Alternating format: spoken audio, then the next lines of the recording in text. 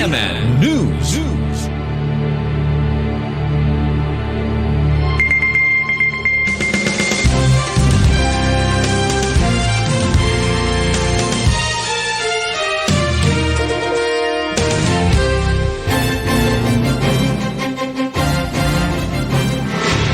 CNN Live Nationwide.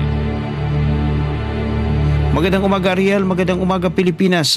Agad na nagsagawa ng investigasyon at nagpatupad ng mas mahigpit na seguridad ang Batangas Police Provincial Office o BPPO sa pamagitan ng Batangas Component City Police Station kaugnay ng isang online na banta na ipinadala laban sa isang pampublikong mataas na paaralan sa Batangas City. Batay sa paunang ulat na tuklasan ng mga opisyal ng paaralan ang mensaheng naglalaman ng pagbabanta na ipinost sa opisyal na DepEd Batangas City Integrated Facebook page bandang alas 9:54 ng gabi ng June 28.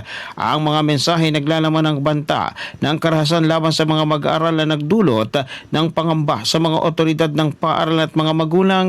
Bilang tugon, agad na sinuspinde ng administrasyon ng paaralan ang klase bilang pag-iingat upang matiyak ang kaligtasan at seguridad ng mga mag-aaral, guro at kawani habang isinasagawa ng mga otoridad ng investigasyon.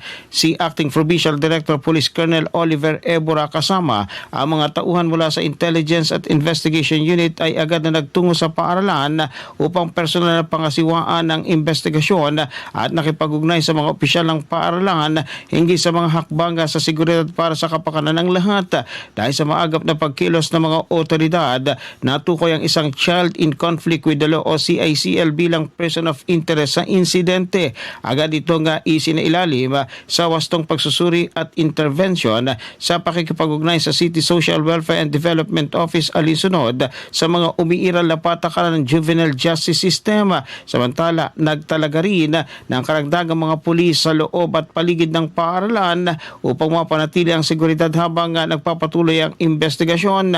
Hinimok ni Police Colonel Ebora ang publiko na manatiling mapagmatyag at agad iulat sa mga hotline ng pulisya at sa Unified 911 ang anumang kahinahinalang aktibidad upang matiyak ang maagap na pagtugon ng mga otoridad upang maiwasan ang mga kahalintulad na insidente. Mula sa DWALFM 95.9, ito si Renz Belda ng CMN Batangas nagulat live para sa CMN Pilipinas.